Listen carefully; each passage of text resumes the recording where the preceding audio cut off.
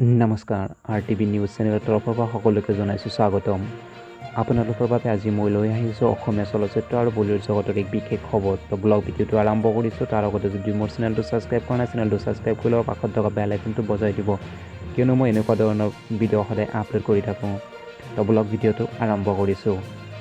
অসমৰ চলচ্চিত্ৰ জগতলৈ আন এক অভিলাষী আঁচনিৰ শুভ আৰম্ভ। পুৰণি ছবিঘৰৰ পুনৰ নিৰ্মাণ আৰু নতুন ছবিঘৰ নিৰ্মাণৰ বাবে প্ৰদান ৰাজ সাহায্য।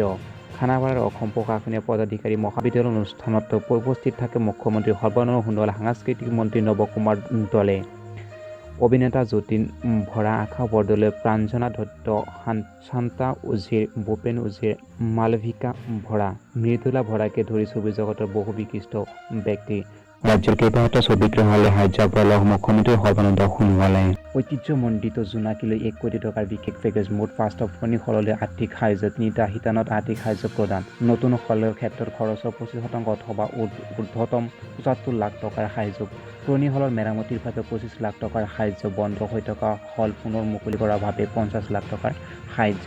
আজিৰ অনুষ্ঠানৰ পিছত ৰাজ্যৰ 10টা হললৈ ধন 45% মোকলাই দিয়া হৈছে। হলকেইটা ক্ৰমে জোনাকী, কেলভিন, জলিমেক্স, ছায়া, PG এণ্টাৰপ্ৰাইজৰ দ্বাৰা নিৰ্মিত ইন্দ্ৰপুৰী, অনুৰাধা, নক্ষত্ৰ, মায়াপুৰী আৰু নাজিৰা বোলছবি।